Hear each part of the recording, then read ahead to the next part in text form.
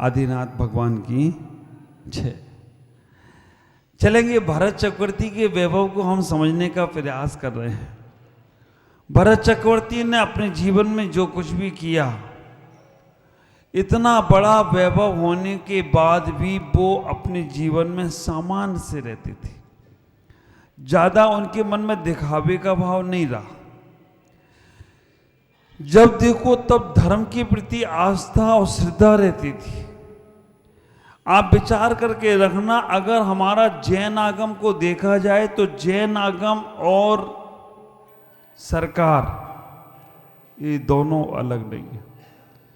सरकार अपने यहाँ जो भी जॉब करने के लिए आदमी को रखता है तो वो कहता है कि 10 बजे के बाद जॉब पे आना, और जैन आगम भी यही कहता है कि तुम 10 बजे तक पूजा पाठ करो, उसके बाद अपने दुकान में काम धाम में आना। सरकार 6 बजे अपने एम्प्लॉय को छुट्टी दे देती है कि जाओ भाई तुम खाना पीना खा के आराम करना, और जैन धर्म भी यही कहता है कि 6 बजे के बाद भोजन नहीं करना, आप अपने अपने काम में धर्म में लग जाओ। लेकिन हम इतने ज़्यादा संसार के व्यापार के क्रियाओं के आदी हो गए हैं, सरकार के भगवान के नियम छोड़े तो छोड़े, सरकार के भी नियम छोड़ दिए। सरकारी नौकरी कोई भी 6 बजे से शुरू नहीं होती है, 10 बजे के बाद ही 8, 9, 10 बजे के बाद ही बुलाते हैं। लेकिन हम व्यापारी जो होते हैं वो तो दीमापुर में तो 4 बजे सवेरा हो जाता है, सर्दियों में 5 बजे सवेरा हो जाता है। 6 से 8 बजे तक दुकान खुल गई तो खुल गई, नहीं तो बाद में फिर सब चले जाते हैं। लेकिन एक मन में दिल में बना के रखो कि भरत चक्रवर्ती का वैभव इतना सादा था, फिर भी वो 10 बजे के पहले राजपाट शुरू नहीं करते थे। और ऐसा नहीं है कि हमारे जैन श्रावक ऐसे नहीं हैं। आज भी कई जगह जैन श्रावक ऐसे हैं कि जो 10 बजे के पहले अपने जीवन में व्यापार का कोई काम करते ही नहीं हैं।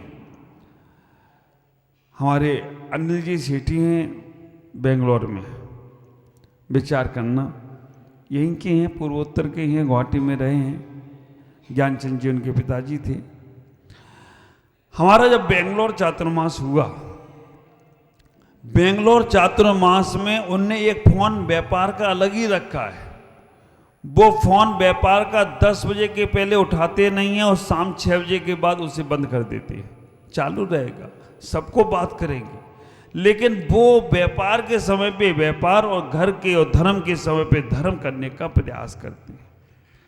संतरामपुर मेरा चातुर्मास हुआ, वहाँ पर थोड़े ही से घर हैं, लेकिन सब इतने अच्छे घर हैं कि वो 10 बजे तक जब तक पूजा पाठ निकलने, दुकान के बाहर लोग लाइन लगा के बैठे रहते हैं। हमारा गढ़िया परिवार है। आप विचार करके रखना, बहुत से राजू भाई हैं, कल्पेश हैं, बहुत से हैं। 10 बजे तक तुम बैठो, हम तो 10 बजे खोलेंगे। सामान लेना है तो लो, नहीं लेना है तो नहीं लो, लेकिन हम नहीं खोलेंगे। ऐसा विचार हमारे जीवन में आना चाहिए। चलो, यहाँ की जो भी प्रॉब्लम है, यहाँ का जैसा भी लोगों का भाव है कि भाई सुबह ही यहाँ पर पहुँचते हैं, लेकिन मन में ये भाव हमेशा अपने को रखना चाहिए, हमारा धर्म ध्यान चलता रहना चाहिए। अर्थ की व्यवस्था संसार को समर्थ बनाती है। अर्थ की व्यवस्था संसार को समर्थ बनाती है, लेकिन धर्म की व्यवस्था संसार और संन्यास और मोक्ष को भी समर्थ बनाती हो तो कोई आश्चर्य की बात नहीं है। ये धर्म की व्यवस्था है। आप विचार करके रखना, गेहूं की खेती करो, धान अपने आप मिलने वाला है, लेकिन धान की खेती करो तो भूसा बाजार में बहुत मिलता है। हम धर्म को करने का प्रयास करते हैं, धर्म को जीने का प्रयास करते हैं, तो हमारा जीवन अपने आप समर्थवान होता है, संबलवान होता है। धर्म तुम्हें पैसा नहीं देता है। तुम सोचो कि मंदिर जाएं तो मंदिर से पैसा मिलेगा, महाराज के पास जाएं महाराज से पैसा मिलेगा। धर्म तुम्हें पैसा नहीं देता है, लेकिन धर्म तुम्हें जीवन जीने के तरीके सिखाता है। धर्म तुम्हें अरबपति खरबपति नहीं बनाता है, धर्म तुम्हें अनंतपति बनाता है कि अनंत ज्ञान के धारी हो, अनंत दर्शन के धारी हो। धर्म और गुरु देते क्या है? आप सोचो कि महाराज के पास जाएंगे या मंदिर में जाएंगे या पूजा विधान करेंगे, इसमें कोई पैसा बरस जाए। इसमें तो बरसता नहीं है, इसमें तो देना पड़ता है। मंदिर का कोष बढ़ता है, समाज का वैभव बढ़ता है। तो इससे मिलता क्या है? आप विचार करके रखना, धर्म से, गुरुओं से, परमात्माओं से हमें धन की प्राप्ति नहीं होती, हमें संतुष्टि की प्राप्ति होती है। क्योंकि जो तुम्हारे पास है वो प्राप्त है, और जो प्राप्त है वही तुम्हारा पर्याप्त है। इनके पास जाने से तुम्हें आत्मबल मिलता है। ख्याल करो, जब हम उन 3 लोक के नाथ को देखते हैं, भरत चक्रवर्ती को देखते हैं, इतना वैभव होने के बाद भी वो धर्म ध्यान नहीं छोड़ रहे हैं। इतना वैभव होने के बाद भी वो व्रतों को स्वीकार कर रहे हैं। इतना वैभव होने के बाद भी वो संन्यास ले रहे हैं। इतना वैभव होने के बाद भी वो निर्वाण की व्यवस्था बना रहे हैं। आप ख्याल करना, आपका वैभव बढ़ता है तो आप सोचते हो कि और बड़े वैभव, और 2 कारखाने लगें, और 2-4 गाड़ियां आ जाए, बच्चे हो जाए तो 2-4 बच्चे और हों, शादी हो, नाती पोते हों। आप इसमें अपना दिमाग लगाते हो। और महापुरुष लोग दिमाग किसमें लगाते हैं? जितने बच्चे हो गए वो धर्म से लग जाए, जितना व्यापार में कमा रहे हैं वो धर्म से लग जाए, जितना हमारा जीवन बचा है वो श्वासें हमारे अच्छे काम में लग जाएं। ये धर्मात्मा का चिंतन है। और धनात्मा का चिंतन क्या है? कि और वैभव बढ़ जाए। तो विचार करना, वैभव तो दोनों का ही बढ़ रहा है। धन आत्मा का भी बढ़ रहा है और धर्म आत्मा का भी बढ़ रहा है, लेकिन दोनों में केवल सोच, केवल विचार, केवल नजरिया, केवल एटीट्यूड, केवल सोच का अंतर आ रहा है। सोच का अंतर है। और आप अक्सर ये विचार करना, जैसे ही तुम्हारे विचार बदलेंगे ना, तुम्हारा आचार बदल जाएगा, और आचार बदलेगा ना तो संस्कार बदल जाएगा, और संस्कार बदलते ही तुम्हारा शरीर निराकार में बदल जाए तो कोई आश्चर्य की बात नहीं होगी। विचार करना केवल विचारों को। मैं आपको कुछ और नहीं दे रहा हूं, मैं केवल विचार दे रहा हूं। ख्याल करो, फल, फ्रूट, साग, सब्जी जो हमारे घरों में है, हम वो फल फ्रूट साग सब्जी को अगर उसकी लाइफ बढ़ाना है, उसको ज़्यादा समय तक सुरक्षित रखना है, ज़्यादातर समय तक अच्छा बना के रखना है, तो क्या करते हैं? केवल फ्रीज में रख देते हैं। फ्रीज में रखने से ही उसकी लाइफ बढ़ जाती है। जो शाम को खराब होने वाला था वो 2-4 दिन चलता रहता। और यहाँ तो ठीक है, या आप भारत में रह रहे हो, विदेशों में रहते हैं ना,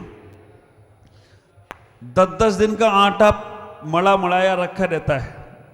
रोटी बना के रख देते फ्रिज में, सब्जी बना के रख देते, जब उन्हें खाना है तो निकाली, गर्म की और खा ली। ये तो तुम लोग भारत में जन्म लिए हो तो सुबह का शाम तक चला लेते हो, नहीं तो विदेशों में 10 दिन तक का खाना पैक करके चले जाते हैं, क्योंकि रोज रोज खाने बनाने वाला भी नहीं आता है वहाँ पर। और आजकल तो जमाना ये हो गया है पाश्चात्य संस्कृति का, बच्चे मचल जाएं नाश्ता के लिए तो बस 2 मिनट, और 2 मिनट बोलते ही तुम्हें मैगी आ जाती है।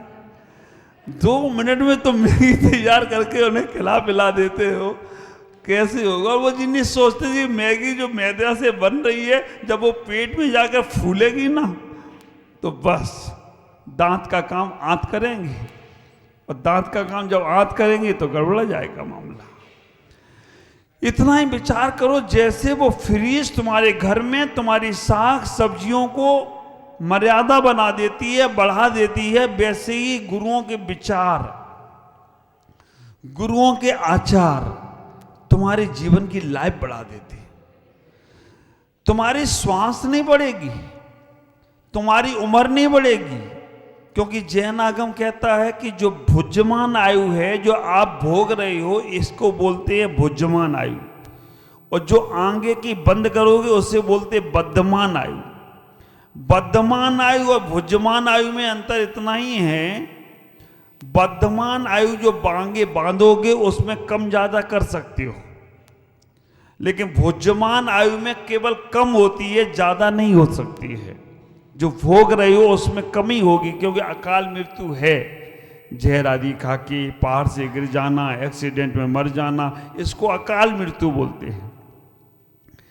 और बद्धमान आयु जो आगे की बांधी है, आप विचार करके रखना, बद्धमान आयु का मतलब है जो तुम भविष्य की आयु बांध रही हो। गति का बंध हमेशा होता है, चारों गतियों का बंध हमेशा होता है। जैसे ही तुम्हारे मन में क्रोध का भाव आया, ईर्ष्या का भाव आया, बेमनस्ता का भाव आया, कोई सामने वाला समझे या ना समझे, लेकिन तुम्हारे नरक आयु का आश्रम चल रहा है, नरक गति का आश्रम चल रहा है। जैसे ही तुम्हारे मन में मायाचारी का भाव आया, छल कपट का भाव आया, धोखाधड़ी देने का भाव आया, किसी को छल करके धोखा देने का भाव आया, समझना तुम्हारी तिरंच गति का आश्रम चल रहा है। आचार्यों ने तराजू तुम्हें दे दिए, तोलने के लिए मापदंड तुम्हें ही दे दिया कि तुमने ऐसे परिणाम किए तो तुम्हारी उस गति का आश्रम चल रहा है।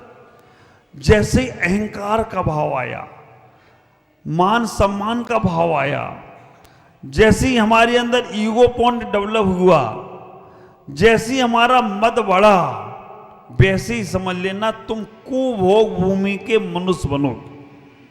कुभोग भूमि के मनुष्य कौन होते हैं मालूम? शरीर तो आदमी का ही रहता है, लेकिन सर जानवर का होता है। पिक्चरों में देखते होंगे आप लोग, कई बार टीवियों पे आ जाता है, आप लोग बोलते हैं जुपिटर ग्रह का आदमी है। नहीं है, ये मनुष्य लोग का आदमी है।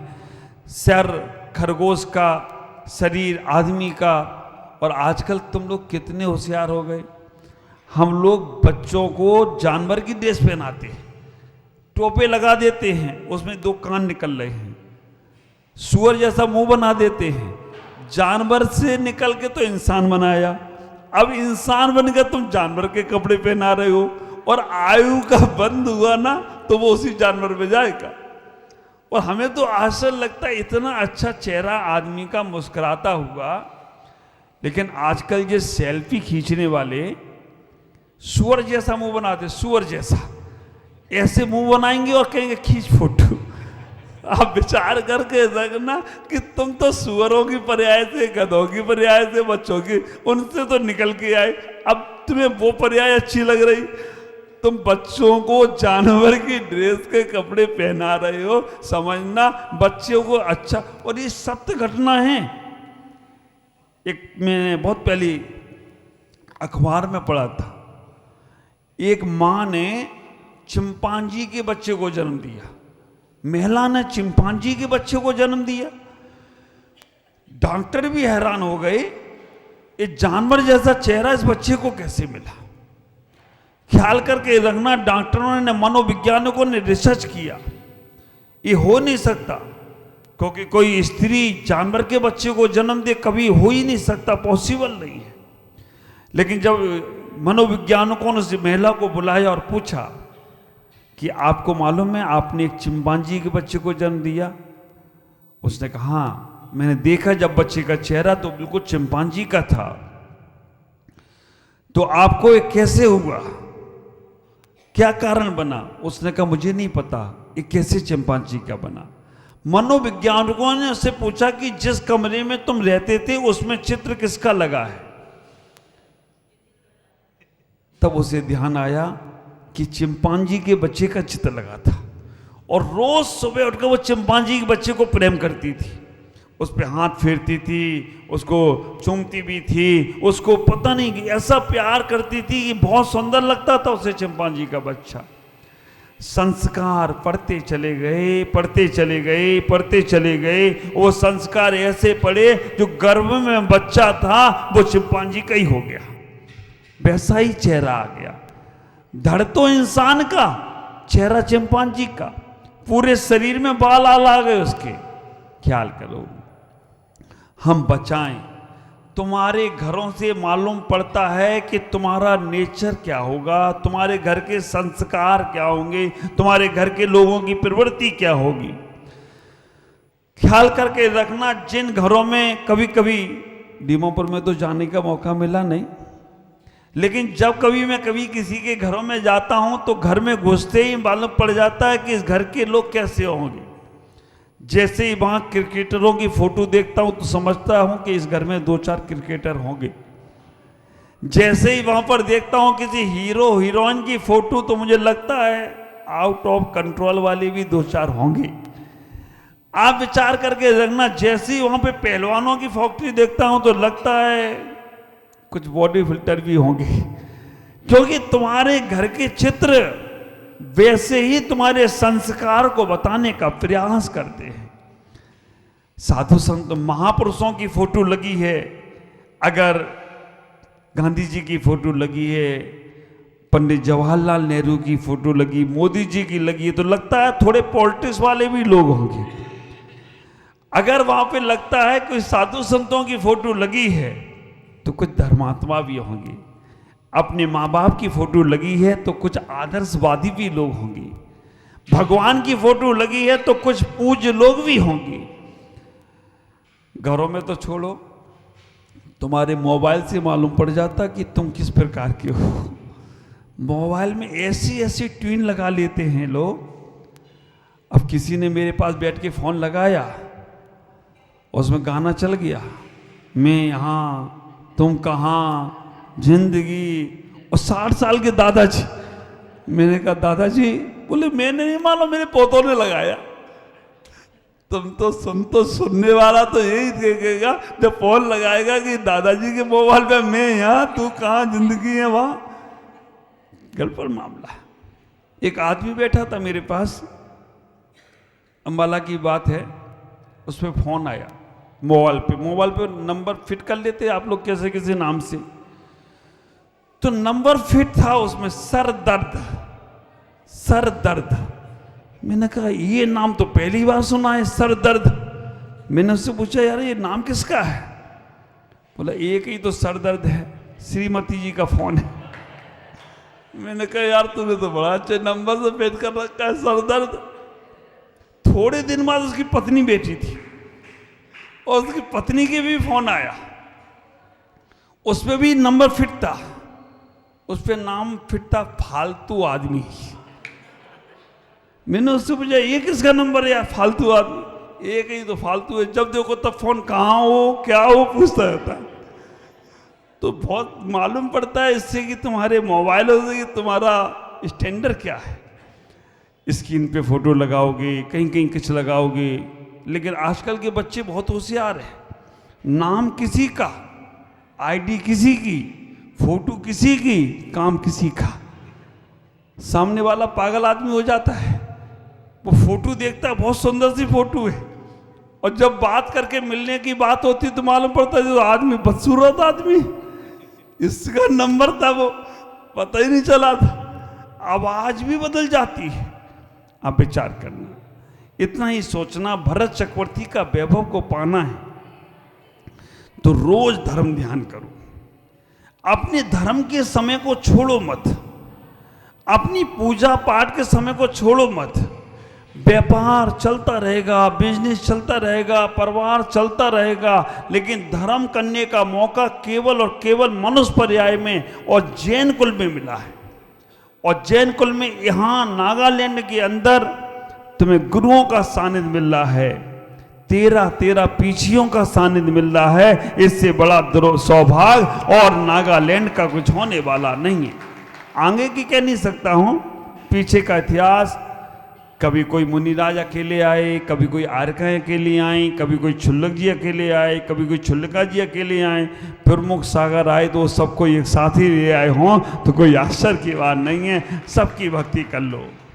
2024 जा रहा है, 2025 आने वाला है, केवल कल का दिन शेष है। इतना ही विचार करना, इन दिनों में जितना आनंद लुट सको लौटने का प्रयास करना। भरत जैसा जीवन अपना बनाना है तो अपने जीवन में हमेशा आत्म कल्याण का भाव रखो, तभी तुम्हारा कल्याण होगा। आज इतना ही। ओम नमः जय गुरुदेव। कोई जाएगा